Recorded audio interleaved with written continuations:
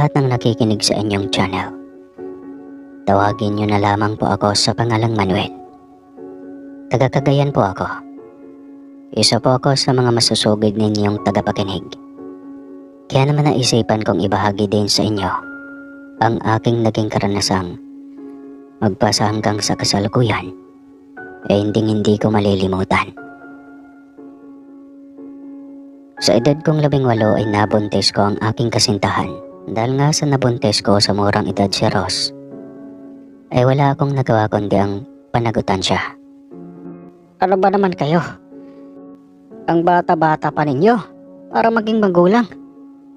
Diyos ko, patawarin kayo ng Panginoon. Maring wika ni Mang Lucio, ang ama ni Ross. Pasensya na po kayo, Tay. Nakayo ko at nahihiyang sagot ko. 16 ka pa lang, Ross, pero nagpabuntis ka na kaagad. Hindi mo ba naisip ang paghihirap namin ng ama mo para lang maitaguyod ang pag-aaral mo? Pero ito ang igaganti mo sa amin. Galit na galit pang wika ni Aling Rosinda. Mahal, buminahon ka.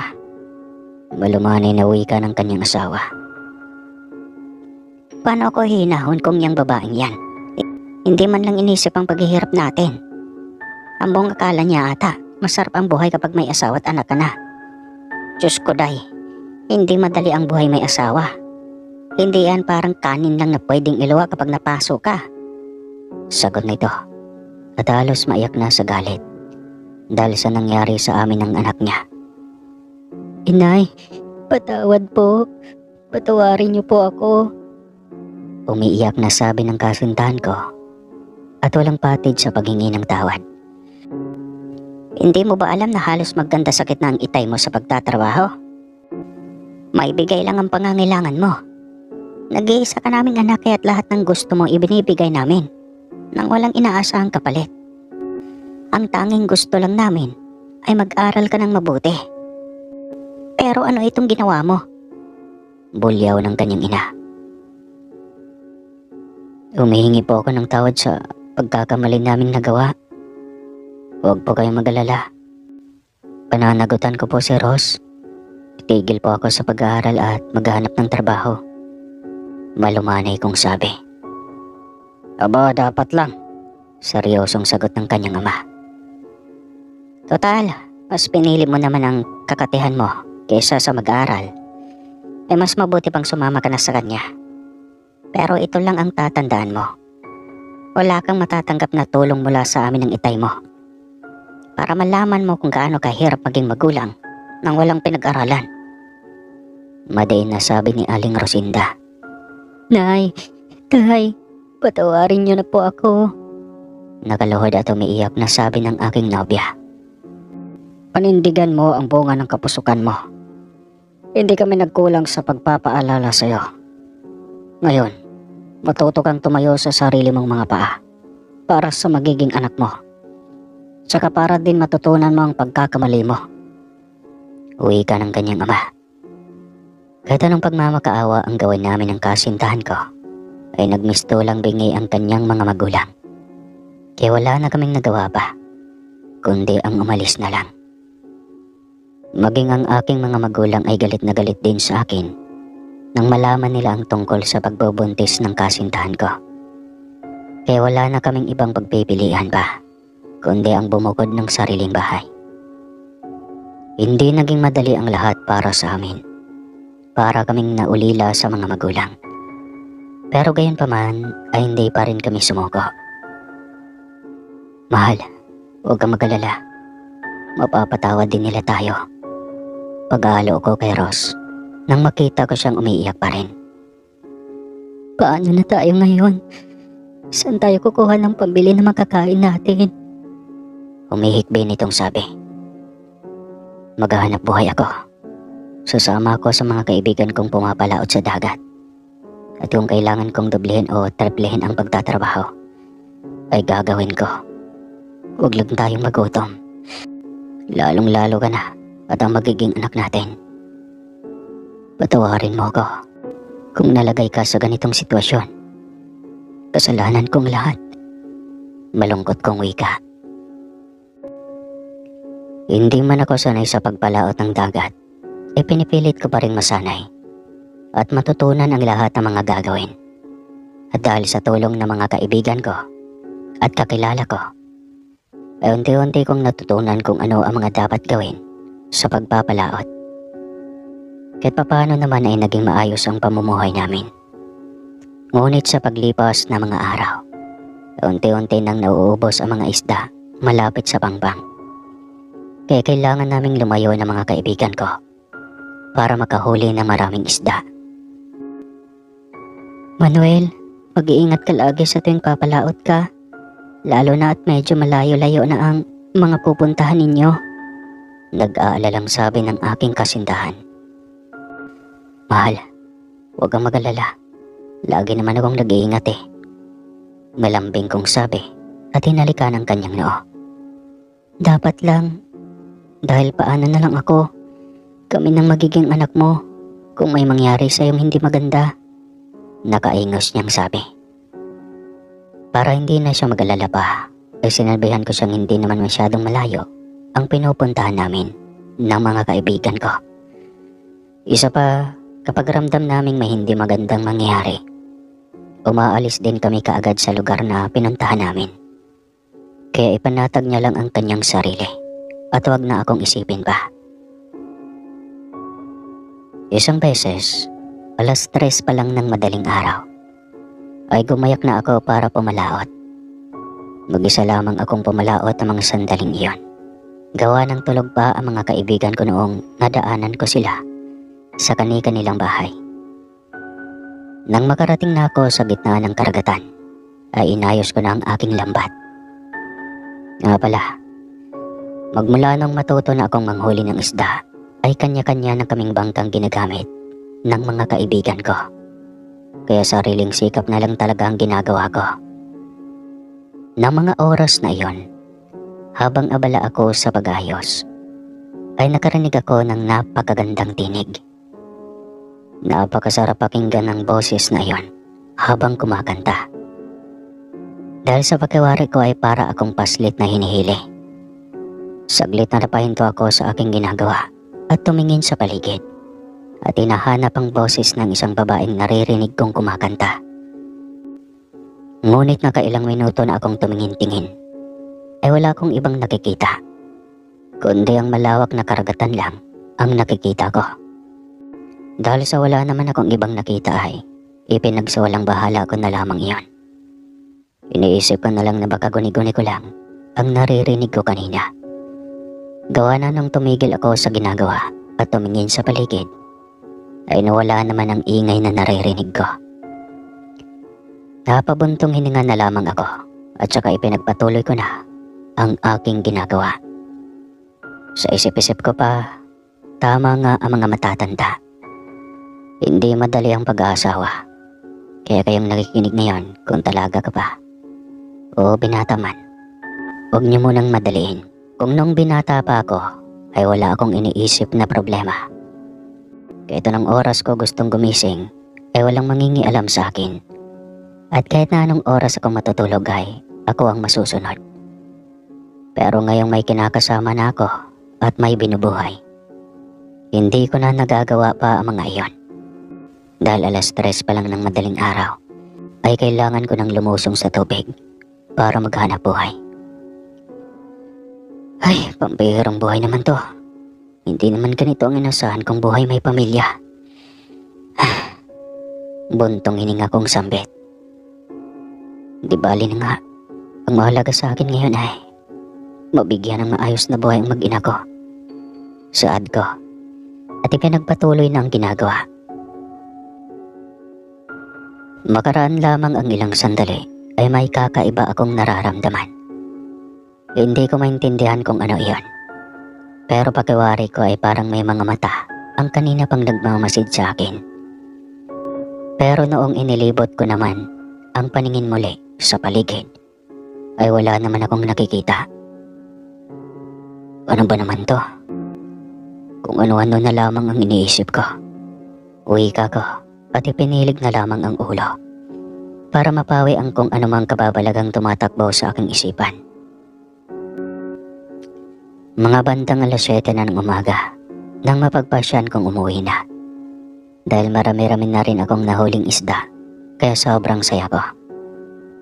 Hindi ko alam kung anong pumasok sa isip ko. Bigla akong napalingon sa pinanggagalingan ko. Sa paglingon ko nga ay nagulat ako nang may makita akong magandang babae. Nakalutang ang ulo nito hanggang dibdib at nakangiting nakatingin sa akin na para bang hinihipnotismo akong lumapit dito. Inihinto ko saglit ang aking bangka at pinagmasdan ang dalaga. Tsaka na lang ako bumalik sa aking wisyo nang may sumigaw sa aking likuran. At noong nilingon ko ang pinanggagalingan ng boses, ay nakita ko sina Pedro at Miguel. Pare Koy, anong nangyayari sa'yo? Parang tulala ka dyan. Tsaka anong tinitigan mo dyan oh? Tanong ni Miguel. Wala naman. Kanina pa ba kayo? Tugon ko at tanong ko sa mga ito. Dahil ng araw na iyon ay nauna akong mamalaot sa kanila. Nag-inuman pa kasi sila kagabi, kung kaya tanong oras na silang nakapalaot. Oo, at kanina ka pa namin tinatawag ngunit parang nasa malayo atang isip mo. Natatawang sambit ni Pedro. Umuwi ka na at nag-alala na ang nag-iisa mong asawa. Pang-aasar pang wika ni Miguel, sabay ngiti ng nakakaloko. Oo nga naman, segundang saad ni Pedro. Kayo ba? Hindi pa ba kayo uwi? Tanong ko. Mamaya na kami. Anong oras na kasi kami nakaalis kanina sa bahay. Kaunti pa lang to mga nahuli naming isda eh. Kakamot-kamot pang saad ni Miguel. Siya sige, mauna na ako sa inyong umuwi. Mag-iingat kayo. Wika ko at umalis na nga. Pagkarating ko sa Pampang ay nakita kong kinakasama kong nagmamadaling lumapit. Sinabihan ko siyang magdahan-dahan lang sa paglalakad dahil baka matisod siya at kung ano pa ang mangyari sa kanya. Bakit ngayon ka lang? Nag-aalala nitong sabi, sabay yakap sa akin ang mahigpit. Pasensya ka na kung ngayon lang ako. Kinakailangan ko pa kasing manghuli ng mas maraming isda para malaki-laki ang maibenta ko sa palengke. Tugon ko. Ganun ba? Akala ko na paano ka na. Sobrang nag-alala ako sa'yo kasi ngayon ka lang nakauwi ng ganitong oras. Isa pa nakita ko ang mga kaibigan mo kanina. Hindi mo pala sila kasabay na pumalaot. Kaya labis talaga akong nag-alala. Anya pa? Oo. Nag-inuman kasi sila kagabi kaya hindi na sila nakasabay sa akin. Anong oras na kasi silang nagising? Mahirap na kung hihintayin ko pa sila. Abutin ako ng katanghali ang tapat. Paliwanag ko. Hindi na nga nagtanong pa ang kinakasama ko. Napanatag na siya nung ipaliwanag ko sa kanya ang totoong nangyari. Kung bakit mag-isa lang akong pumalaot. Simula ng araw na iyon ay hindi na nawala sa isip ko ang magandang dalaga na nakita ko. Lagi ko itong iniisip at maging sa pagtulog ko ay siyang laman ng panaginip ko. Parang kanta to ah. Parang gustong-gusto kong pumunta ulit sa laot at makita siyang muli. Hanggang sa isang pagkakataon. Mahal, may problema ka ba? Tanong ng kinakasama ko. Wala naman mahal. Bakit? Napapansin ko kasi nitong mga nakarang araw na parang ang lalim na mga iniisip mo. Sambit nito. Iniisip ko lang mahal kung paano tayo makakaipon ng mas malaking halaga para sa panganganak mo. Pagsisinungaling ko. Oo nga mahal eh. Gusto sana kitang tulungan ngunit ayaw mo naman. Uwi ka nito. Mas gusto ko kasi na dito ka lang sa bahay. Doon lang ako magiging panatag. Tsaka isa pa, ay ko nang napapagod ka at baka mapahamak ang baby natin sa tiyan mo. Sagot ko. Pero paano tayo makakaipon kung mag-isa ka lang na kumakayod? Nakanguso nitong sabi. Kaya ko naman kaya huwag kang mag-alala. Malumanay kong saad. Madaling araw ng Biyernes ay maaga akong gumising at ganon din ang asawa ko. Masyado pang maaga para pumalaot ka, saad ni Ross. Mas maganda ang maaga para makarami ng huli, palusot ko. Hindi ko lang maintindihan kung bakit ako nagkakaganito. Para bang hindi kompleto ang araw ko. Sige, alis na ako, mahal. Paalam ko kay Ross at agad akong naglakad papunta sa aking bangka. Mag-iingat ka, rinig kong sigaw nito. Agad akong sumampa sa aking bangka at pinaandar ito. Nang makarating ako, ay muli kong narinig ang napakagandang tinig. Napalinga ako sa paligid at nakita ko ulit ang magandang dilak na nakaupo sa malaking bato at umaawit. Inilapit ko ang bangka ko sa kinaroroonan niya. Ay, miss, ang mawalang galang na po. Anong ginagawa mo dito, magandang binibini? Tanong ko. Hinihintay kita. Nakangiti nitong sabi. Ako? Hinihintay mo? Sa anong dahilan? Ang ibig kong sabihin, bakit? Takang tanong ko. Dahil ikaw ang napili kong maging katipan ko, sagot nito. Anong ibig mong sabihin na katipan? Tanong ko ulit. Ang ibig kong sabihin ay ikaw ang pinipili ko na maging katuwang. Nakangiti nitong sambit. Ibig mong sabihin ay asawa, sagot ko. Tumango naman ito. Pero may asawa na ako, wika ko. Hindi maaari, kailangan mong sumama sa akin, galit nitong sabi. Wala kang karapatan na magalit sa akin. Tsaka isa pa, wala tayong relasyon, sabi ko. Matagal na panahon kitang hinintay at ngayon nandito ka. Ay hindi ako papayag na iwan mo ako ng ganun-ganun lang. Bulyaw nito sa akin at ikinampas nito ang kanyang daliri. At ilang sandali pa unti-unti akong nawala ng malay. Pagmulat ko ng aking mga mata ay bumungad sa akin ang napakaganda at malawak na kwarto. Kumikinang ang sahig na gawa sa ginto at sa may bintana ay nakikita ko doon ang babaeng nakaupo at nakadungaw sa labas. Nasaan ako? At sino ka? Tanong ko. Agad naman itong lumingon sa gawi ko na malawak ang ngiti. Gising ka na pala. Ako nga pala si Araya. Nakangiti nitong sabi. Sagutin mo ang tanong ko. Nasaan ako? Galit kong tanong. Nandito ka sa mundo namin, sagot nito. Mundo nyo? Anong lugar to? Tanong ko ulit.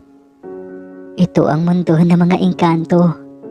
Nakakangiting wika niya at tila ba nang aakit. Halos mahimatay ako sa aking narinig. Hindi ako makapaniwala na nakarating ako sa kabilang dimensyon. Bakit mo ako dinala dito? Kaya ng sabi ko, ikaw ang napili kong maging katipan, sagot nito. Pakiusap, ibalik mo na ako sa aming mundo. Dahil baka nag-alala na sa akin ang asawa ko. Wika ko. Ang kaninang maamo niyang mukha ay biglang napalitan ng isang nakakatakot na itsura. Ang kanya mga mata ay nagliliyab sa galit. Hindi ka alis dito sapagkat pagmamay-ari na kita at walang sino man ang pwedeng umangkin sa iyo maliban sa akin. Malakas nitong bulyaw sa akin. Naapatras ako sa takot at para akong binuhusan ng malamig na tubig. Makalipas ang ilang sandali ay unti-unti nang bumalik sa dati ang kanyang itsura. Patawad kung natakot kita, malumanay nitong sabi at iniwan akong tulala. Kahit anong pagmamakaawa kong gawin kay Araya ay hindi niya ako pinapakinggan. Para akong kriminal na nakakulong sa kanyang malawak na silid. Alalang-alala na ako at hindi ko na alam kung ano ang gagawin ng mga sandaling iyon. Ano na kayang ginagawa ni Rose ngayon? Buntong hininga kong tanong habang iniisip ang kinakasama ko. Nag-aalala akong baka hindi pa siya kumakain at baka nag-aalala na siya sa akin ng gusto. Hindi pwede ito. Kailangan ko mag-isip ng paraan. para makaalis ako dito. Sambit ko sa isipan ko. Alam kong naboboryo ka na dito, kaya halika.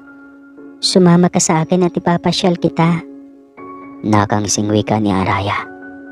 Kahit labag sa loob ko ay sumama ako sa kanya. Makaraan ng ilang sandali ay hindi ko naiwasang mamangha sa ganda ng tanawin habang inililibot ko ang paningin sa buong paligid.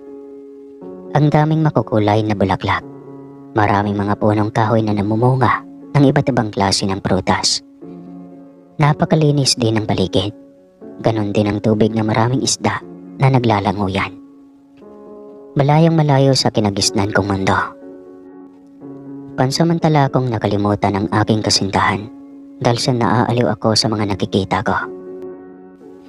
Maraming mga iba't ibang uri ng bahay ang nakatayo na gawa sa ginto.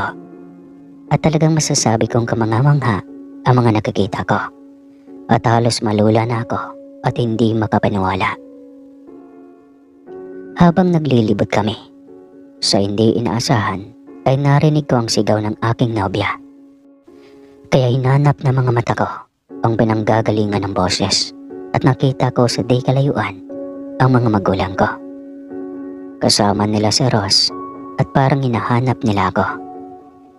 Agad na nanumbalik ang wisyo ko at naisip na hindi dapat ako magpadala sa kagandang ipinapakita sa akin ni Araya.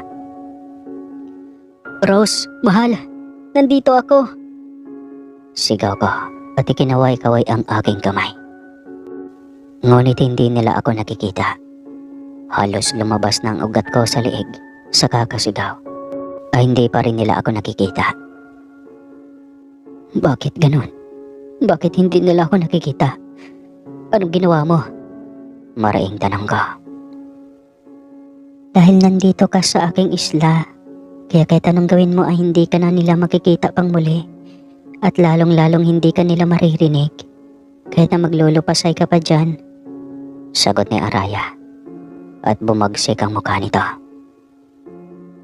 Napakamakasarili mo, Araya. Wala kang puso. Kung sa inakala mo ay mamahalin kita, pinagkakamali ka. Dahil hindi yun mangyayari. Sapagkat isa lang ang nilalaman ng puso ko. At yun ang aking kasintahan. Ano man ang gagawin mo, eh hindi mo siya mahihigitan. Galit na galit kong sabi. At hindi siya nakasagot sa akin. Ikulong niyo siya sa aking silid. Utos nito sa kanyang mga alagad. Anak na, Araya, huwag mong gawin sa akin to. Gusto ko nang umuwi sa amin. Pauwiin mo na ako. Pakiusap. Nakikiusap kong wika sa dalaga. Subalit tila ba wala man lang naririnig ang dalaga. Sa halip ay naplos niya pa ang pisngi ko. At nakangising nagwika ng, talagang makasarili ako. Ang akin ay akin. At hindi ako mapagbigay. Kaya kahit anong gawin mong pakiusap sa akin, hindi mo ako mapakikiusapan. Buisit ka talaga, babae ka.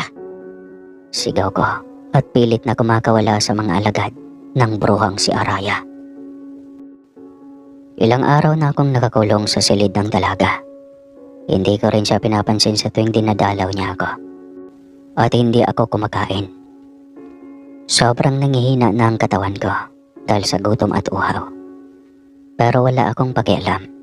Mas mabuti nang mamatay ako kaysa makulong ako ng panghabang buhay sa isla ng mga engkanto. Dahil sa wala akong kasiguraduhan kung makakauwi pa ba ako o hindi na. Kumain ka na kung ayaw mong mamatay. Utos ni Araya sa akin. Mas mabuti pang mamatay na ako kaysa sa makapiling at makulong habang buhay sa pesting lugar na ito. Walang kagana-gana kong sagot sa kanya. Ang kaninang malumanay at maaliwalas na pagmumukha ng dalaga ay napalitan iyon ng pagkabagsik at katakot-takot na animoy. Anumang oras ay papatayin ako nito. Bigla akong nakaramdam ng kaba at takot sa sarili. Anong meron sa babaeng mortal na iyon at hindi mo siya kayang kalimutan? Bakit ako hindi mo ko kayang mahalin? Samantalang kaya ko naman ibigay sa iyo ang lahat ng nanaisin mo. Marangyang pamumuhay at kapangyarihan. Ano pa bang kulang sa akin ha? Nag-aapoy sa galit nitong sabi. Araya, hindi mo pwedeng turuan o diktahan ang isang puso ng tao para mahalin ka at hindi matutumbasan ng pera o karangyaan ng pagmamahal. Tsaka isa pa, kulang sa iyo, Araya. Sadyang maling lalaki lang talagang napili mong mahalin. Bukod sa hindi tayo magkauri, magkaiba ba tayo ng mundong ginagalawan? Isa akong tao, samantalang ikaw ay isang engkanto. Kaya nakikiusap ako sa iyo, Araya. Ibalik mo na ako sa pamilya ko. Meron akong pamilya at asawa na naghihintay sa akin. Maluha-luha akong pakiusap sa kanya habang nakaluhod sa kanyang harapan. At nagmamakaawang pakawalan na niya ako. Gustong gusto ko na makauwi sa amin dahil sa namimiss ko na ang kasintahan ko. Pakiwari ko kapag magtagal pa ako sa islang iyon ay baka mawala na ako sa katinuan. Kung alam ko lang sana kung saan ang daan pa uwi o kaya naman bigyan ako ng sign kung papaano makauwi ay matagal ko nang ginawa. Hindi sumagot ang dalaga sa pakiusap ko. Bagkus ay nakatingin lang ito sa akin. Nababanaag ko sa kanyang mga mata ang magkahalong galit at sakit na nararamdaman. Bakit, Manuel? Bakit? Bakit? Umiiyak na nitong sabi. Nagulat naman ako nang may pumasok na nilalang. Nakahindik-hindik ang itsura noon. Ang kaninang pagmamakaawa ko sa dalagang si Araya ay napalitan ng takot at kabang nararamdaman. Sa isipin baka may gawing hindi maganda sa akin ang nilalang. Lalo na noong akmang lumapit na ito sa akin. Mabagsik at nakakatakot ang itsura nito. At hindi ko talaga ito matitigan sa mata. Anak, bakit ka tumatangis? May nangyari ba sa iyong hindi maganda? Sandali, siya ba ang lalaking napili mo maging kabiyak? Tanong sa mabagsik na boses ng nilalang. Wala, Ama. Saka hindi ba siya, Ama? Sagot ng dalaga at tinitigan ako ng matalim. Na siyang ipinagtataka ko naman dahil sa bakit siya nagsinungaling sa nilalang na nasa harapan namin. Pero sa totoo lang, may kung anong kasiyahan akong nararamdaman dahil sa nagkaroon ako ng ideya sa isipang may basehang pwede niya akong pakawalan at ibalik sa lugar kung saan talaga ako naninirahan. Sana nga lang ay ganun ang gawin niya at hindi ako ipapalapa sa mga nilalang na naroroon sa labas ng kanyang silid. Kung ganon, bakit ka lumuluha? Tanong ulit ng nilalang na tinatawag ng ama ng dalaga. Wala, Ama. May naalala po ako. Tipid nitong sagot. Kung ano man ang iyong problema, ay nandito lang ako. Sabihin mo sa akin para matulungan kita. Sambit nito at mabalasik na tumingin sa akin. Hindi ako makagalaw sa kinaroroonan ko dahil sa ginawang pagtitig muli ng mabalasik na nilalang. Sunod-sunod lamang ang paglunok ko ng laway at halos tubuan na ako ng nervyos sa katawan habang panaka-naka kong sinisipat ang nilalang. Narinig kong tipid na nagpasalamat ang dalaga sa kanyang ama. Nang lumabas na ng silid ang nilalang at saka pa lamang ako nakahinga ng maluwag. Sige na, ibabalik na kita sa iyong pamilya. Walang emosyon itong sabi sa akin. Talaga? Masayang sabi ko. Magsasalita pa sana ako ngunit walang ano-ano ay agad akong nawala ng malay. Nang bumalik na ang malay ko ay nakita kong nakatungtong na ako sa malaking bato. Napakasama ng pakaramdam ko at parang binugbog ako ng sandamakmak. Maya-maya pa ay natanaw ko ang dalawang kaibigan kong si Miguel at Pedro. Panay ang pagtatawag ng mga ito sa pangalan ko habang nakasakay sa iisang bangka. Kahit na hilong-hilo pa ako at sobrang sama ng pagkaramdam ko, ay pinilit kong gumalaw at tinawag ang pangalan nila. Nang makita naman nila ako ay agaran naman silang lumapit sa kinaroroonan ko. at mabilis na akong tinulungang makabangon. Diyos ko, anong nangyayari sa'yo? Bakit bigla kang nawala? Nag-aalalang tanong ni Miguel sa akin. Oo nga, alam mo bang alalang-alala na kami sa'yo ha? Segundang wika naman ni Pedro. Mahabang kwento mga kaibigan. Nanghihina akong tugon. Hindi mo ba alam na halos mabaliw na si Rose sa pag-aalala sa'yo? Diyos me, saan ka ba kasi nagpunta? Wika naman ni Miguel. Hindi na ako sumagot pa sa kanila. Kaagad na nila akong pinagtulungang isinampa sa bangka at agaran na nga naming nilisan ang malawak na karagatang iyon. Pagkarating namin sa Pampang ay agad akong tumakbo pa uwi sa bahay. Nang makarating ako ay nakita ko si Rose na nakaupo sa labas habang nakatingin sa malayo. Magulo ang buhok at umiiyak. Rose, mahal? Tawag ko sa kanya. Dahan-dahan naman itong tumingin sa gawin ko. At nung makita niya ako ay nakatulala lamang siya at walang patid ang pagtulo ng luha. Lumipas ang 2 minuto ay hindi pa rin siya kumikibo. Nakatingin lang ito sa akin kaya agad ko na itong nilapitan at niyagap. Sa totoo lang, Sir Casper, na mga sandaling iyon ay sobrang awa ang nararamdaman ko nang makita ko ang kalagayan ng kinakasama ko. Lubog ang kanyang mga mata at halatang hindi nakakatulog ng maayos. Pumayat din siya ng bahagya at maputla ang kanyang muka. Mahal, ako ito si Manuel. Maluwalo akong sabi habang nakayakap sa kanya. Ikaw ba talaga yan, mahal? Humagolgol nitong tanong at tila hindi makapaniwala. Tanging pagtango lamang ang naging tugon ko sa kanya dahil sa pagkahabag na nararamdaman ko. Maya-maya pa'y nagsipagdatingan na rin ang mga magulang ko at maging ang mga hilaw kong biyanan ay dumating din. Napuno ng iyakan ang aming munting bahay. Anak, ano bang nangyari? Bakit bigla kang nawala ng 1 buwan? Tanong ni Itay. Anong po, Tay? 1 buwan akong nawala. Sa pagkakalam ko ay 1 linggo lang eh. Nagtatakang sampit ko. Nagkatinginan silang lahat sa sinabi ko. Manuel, hindi 1 linggo kundi 1 buwan kang nawala. Uwi ka ng ina matapos magpahid ng luha. Pwede mo bang ikwento sa amin kung anong nangyari? Muling tanong ni Inay. Ikwento ko sa kanilang buong pangyayari at halos hindi sila makapaniwala. Kung ganon ay natibuhan ka ng 1 engkanto? Tanong ni Itay Losyo. Tumango ako bilang sagot sa tanong ng aking binang lalaki. Mabuti at pinalaya ka niya. Hindi makapaniwalang saad ng aking ina. Oo nga po eh. Akala ko nga po, Nay, ay wala na akong pag-asa pa na makita ulit ang mag-ina ko. Simula ng araw na iyon na hindi na ako pinayagan ng aking nobya na pumalaot ulit.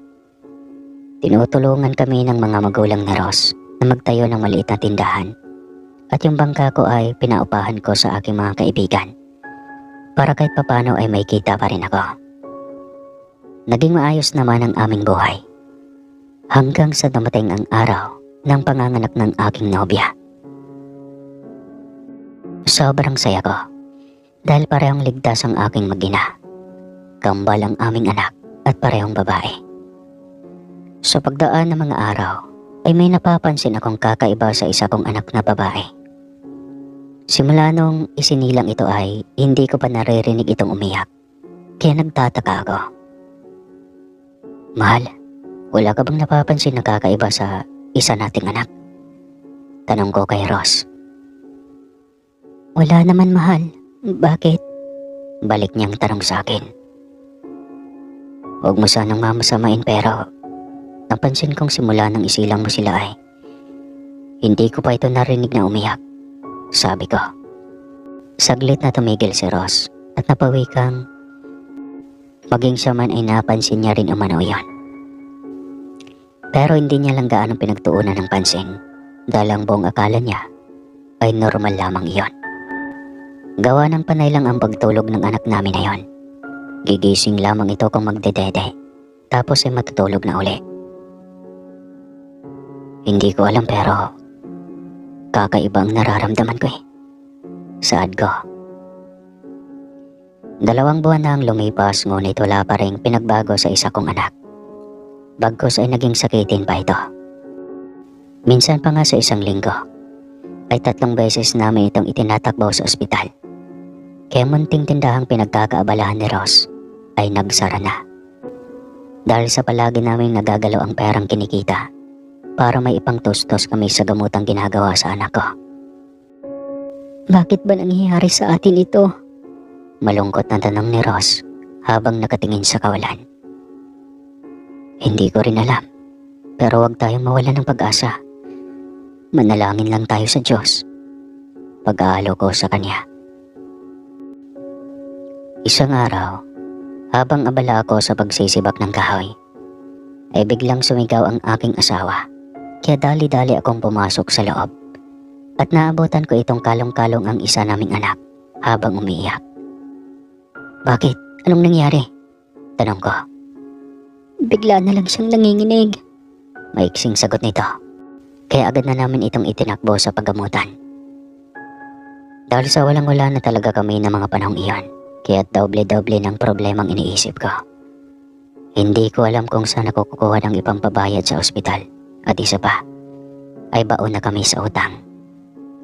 Magmula kasi nung mangyari sa akin ang karanasang napadbad ako sa isla ng mga engkanto, ay tila ba inalat na ako sa buhay. Halos lahat ng naipundar ko ay nawala na. Pati ba naman ang anak ko? Nagpaalam na ako kay Ross para maghanap ng pera na gagamitin namin pambili ng gamot ng anak ko at ipambabayad sa ospital. Habang lutang akong naglalakad sa kalsada, ay bigla akong kinalabit ng isang matandang lalaki.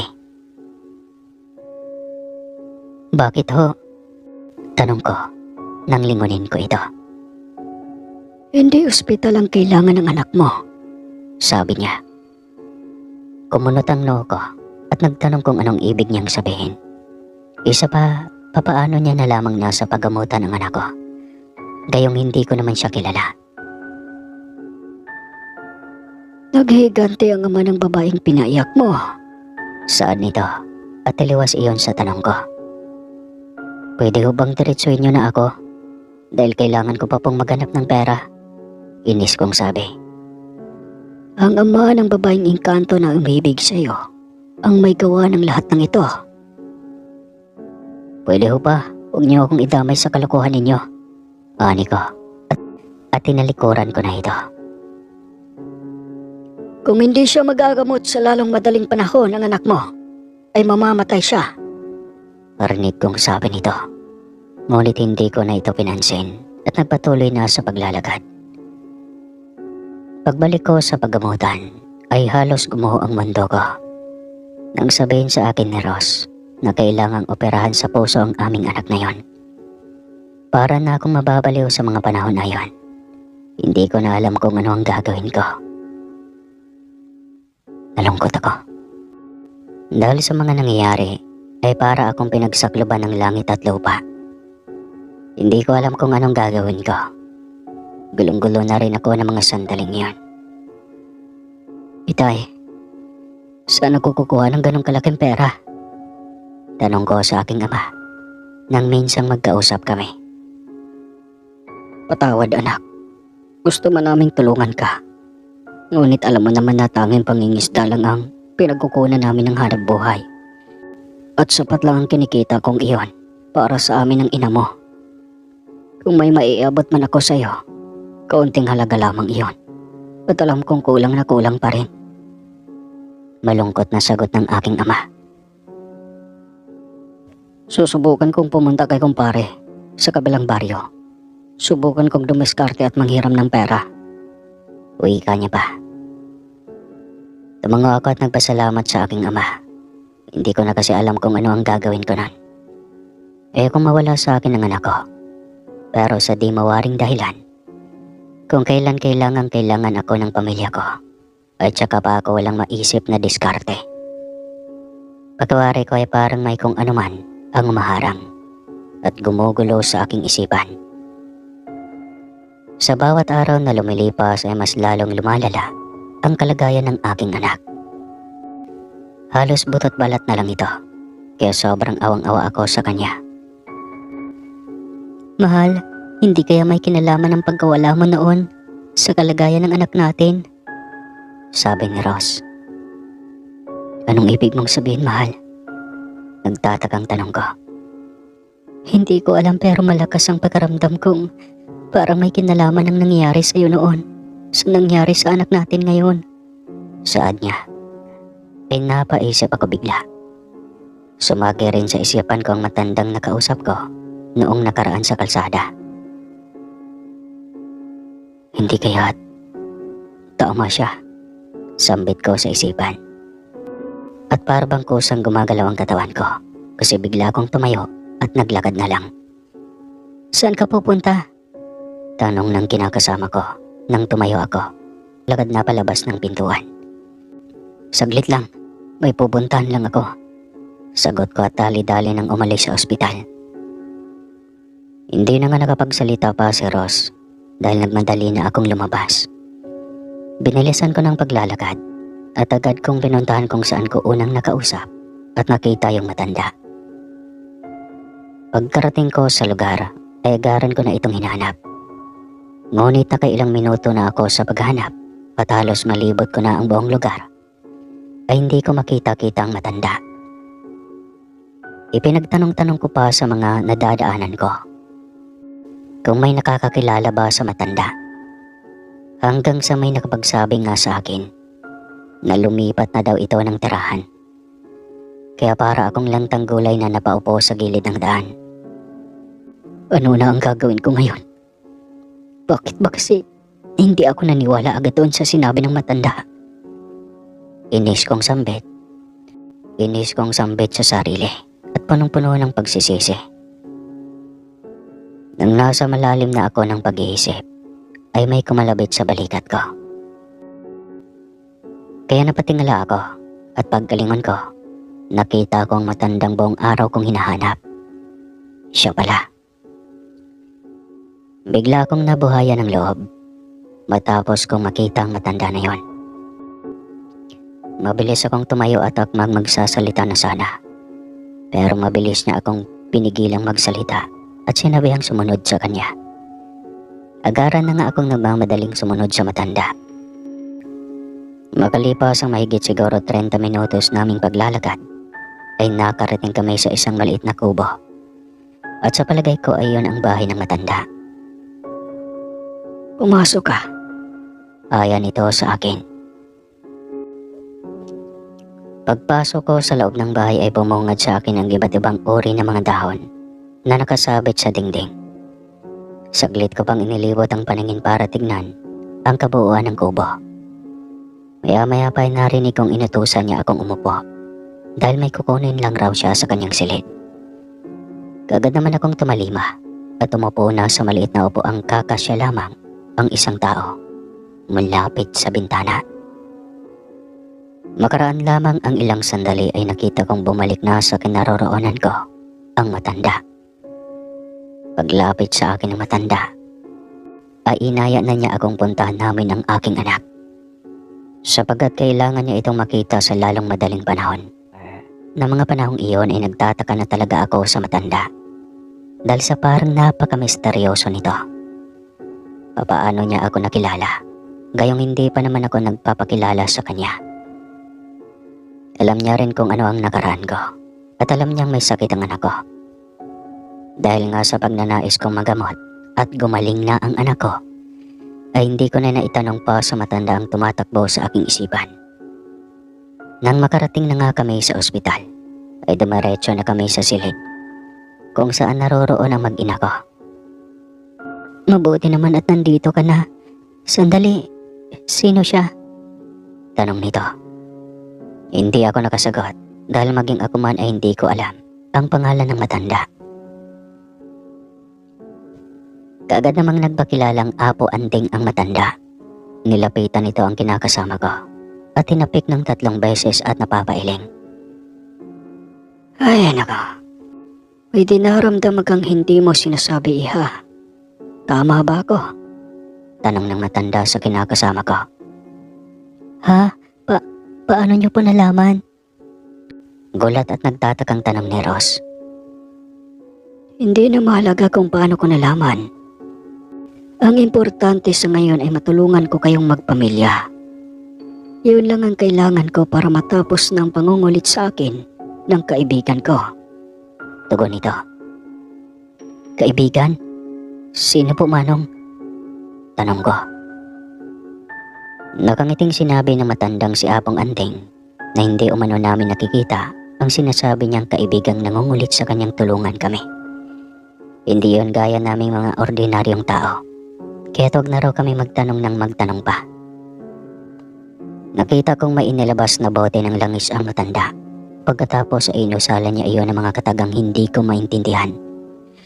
Tapos ay hinawakan niya ang ulo ng kinakasama ko. Sabay ihip ng 3 beses ng pakros sa ulo ni Ross.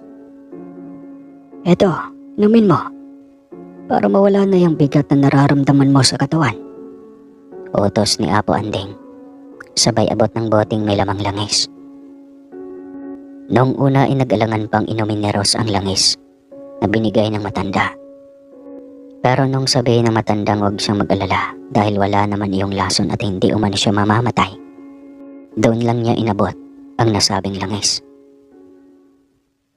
Alam mo, Iha, mas matakot ka kung hindi kita nagamot. Dahil alam mo bang may taning na rin ang buhay mo. Ikaw na ang susunod oras na makuha ng mga engkantong taga-isla itong anak ninyo. Nanlaki ang mga mata ko nang marinig ko ang isla ng mga engkanto. Bumalik sa aking alaala ang mga kaganapang nangyayari. Kaganapan na nangyari pa. Akmang magtatanong na sana ako kung ano ang nangyayari at papaano niya nalaman ang tungkol sa isla ng mga engkanto. Sabalit hindi iyon natuloy dahil sa mabilis nang nilapitan ng matanda ang anak ko at sinuri.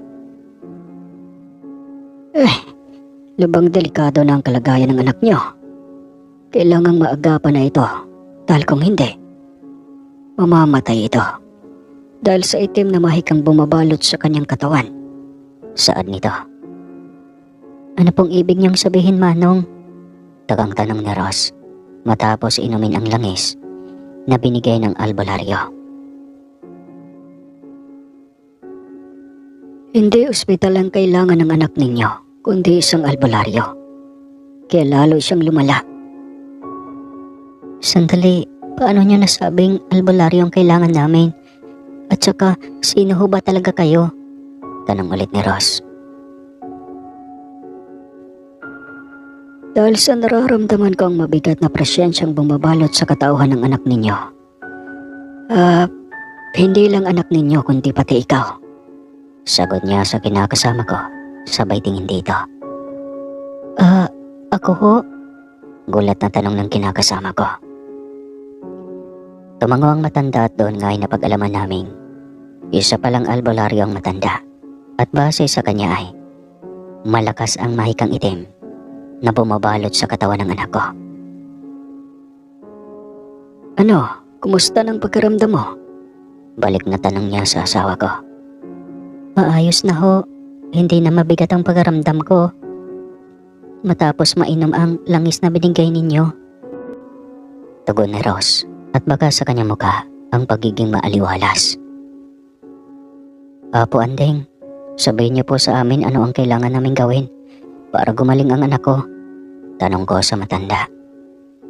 Bumuntong hininga ito at nagwikang hindi niya pwedeng gamutin sa loob ng ospital ang anak namin dahil maagaw niya ang atensyon ng ibang nilalang na naninirahan doon. Ay, kung inyong mamarapatin, ang gusto ko sana ay sa bahay ninyo gagamutin ko ang anak ninyo. Suhestyon ito. Saglit kaming nagtatinginan ng kinakasama ko at nababanaag ko sa mga mata niyang tila nag-aalangan siya. Sige ho, iuuwi namin ang anak namin. Tugon ko. Manuel, alam mo namang paano kung may mangyari sa anak natin habang bumibiyahe pa uwi sa bahay? Nag-aalalang tanong ni Ross na naiiyak. Kaya hindi niya masyadong nabanggit ang kanyang mga salita. Wala na tayong ibang paraan pa. Kailangan nating magtiwala kay Apo. Gaya ng pagtitiwala mo noong inumin mo ang langis na binigay niya. Ani ko.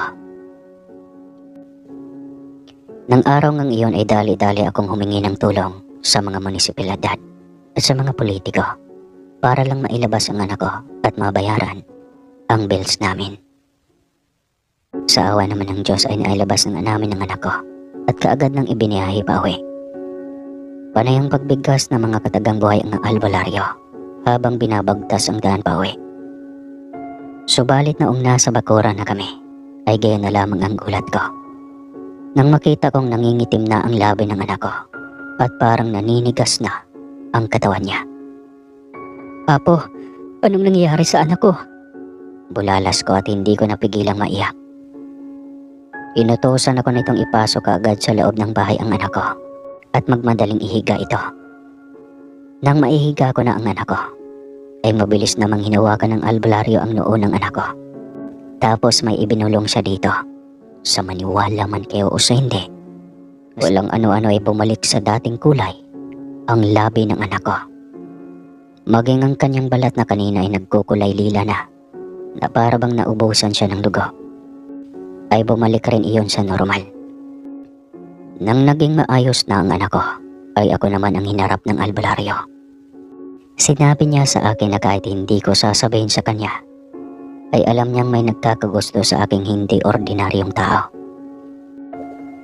Kailangang maputol na umano ang ugnayan naming dalawa ng nilalang bago pa man mahuli ang lahat. Ugnayan ho, pero matagal na akong nakalaya sa nilalang na yon. Wika ko sa albularyo. Umiling-iling ang albularyo at sinabing kahit na pinalaya na ako ng engkantong nagkakagusto sa akin, ay hindi pa rin ako tinitigilan ng angka nito. Dahil sa pag-iwan mo sa kanya ay lagi itong nalulungkot at umiiyak. Kaya nagalit ang kanyang ama. Ang kanyang ama din ang nagpataw ng malubhang sakit sa inyong anak. Dahil hindi nito matanggap na ang kanyang nag-iisang anak ay nawala sa sariling wisyo. Salaysay nito. Kung ganun, ano po bang dapat nating gawin? Nag-aalalang tanong ko. Sa nakikita ko, wala na tayong ibang magagawa, kundi ang humingi ka ng tawad sa dalaga at sa ama nito. Iyon lamang ang tanging paraan na naisip ko para mailigtas natin ang anak mo. Magbigay din tayo ng alay sa kanya ng 3 puting manok. Suwestyon ito. Anong ibig mong sabihin, Manong? Nagtataka ko pa ring tanong kasi naguguluhan talaga ako. Papaano ko kakausapin iyon? Sinabi ng albularyong hindi niya pwedeng labanan ang nilalang na sumalbahi sa anak ko dahil sa kaunting pagkakamali niya lang, kamatayan na magiging kapalit. At ang tinutukoy niyang magbubuwis ng buhay ay ang anak ko. Sinabi niya rin kaya pinapauwi niya ang anak ko dahil sa sisilyuhan niya ang katawan nito upang sa ganon, habang nasa isla ako ng mga engkanto, ay hindi nila basta-bastang magagalaw kaagad ang anak ko. Sasamahan kitang pumunta doon. Sisikapin nating mapapayag sila na makipagkasundo ang mga engkantong iyon para matapos na itong problema ang kinakaharap mo. Kung ganon, kailangan kong bumalik sa islang iyon. Wika ko. Ganun na nga. Saad ang matanda. Sinabi rin itong sikapin ko rin makipagkasundo sa ama ng dalagang engkantong nagkakagusto sa akin. Dahil oras na hindi ko makuha ang simpatsya ng nilalang na yon. Dalawa lamang ang pagpipilian. Hindi na ako makakabalik ng buhay o ang anak ko ang kunin nila. Nang marinig ko yon, kahit na natatakot akong bumalik sa isla ng mga engkanto, ay pikit matang ginawa ko iyon. Gusto ko na rin matapos ang mga nangyari sa buhay ko at ayaw ko nang maranasan pang muli ang ganitong buhay. Kinabukasan ng madaling araw ay sinamahan ako ng albularyo papunta sa isla ng mga engkanto. Pero nakaraan lamang ang ilang sandali, ay napansin kong panay ang pagbuka ng bibig ng matanda. At may mga binabanggit-banggit siyang mga katagang hindi ko naiintindihan. Sa isang kisap mata ko lang ay gayon na lamang ang pagkamangha ko. Nang walang ano-ano ay nasa loob na kami ng isla ng mga engkanto. Medyo naninibago ako sa itsura ng lugar. Dahil sa kung noon ay ubod ng ganda ang islang iyon. Pero ngayon ay iba na. Ang mga sandaling iyon kasi ay parang binabalot ang katakot-takot na mahikang itim ang buong kapaligiran. Kinakabahan man ay agaran ko ng tinawag ang pangalan ni Araya. Ilang sandali pa ay nagpakita ito sa akin kasama ang kanyang amang may nakakatakot ang pagmumuka. Bahagya pa akong natulala at natakot nang tumitig sa akin ng katakot-takot ang ama ni Araya. Ang lakas ng loob niyang pumasok dito sa teritoryo ko. Sino ang nagpahintulot na pumasok kayo? Galit na wika nito sa baritonong boses na may pagkagaralgal. Mabilis na akong lumuhod at humingi ng tawad sa dalawa kung may nagawa man akong kasalanan. Galit na galit at nanlilisik na nagbabaga ang mga mata ng ama ni Arayang. Nagwikang kahit kailan ay hindi umano niya ako mapapatawad. Nang dahil sa akin ay nagluksa ang anak niya, kaya nararapat lang rin na magluluksa ako at danasin ko ang hirap na nararanasan ko nito mga nagdaan. Araya, patawarin mo na ako. Wala naman akong ginawa masama sa inyo. Sana tigilan niyo na ako.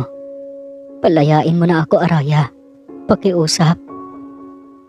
Patawarin?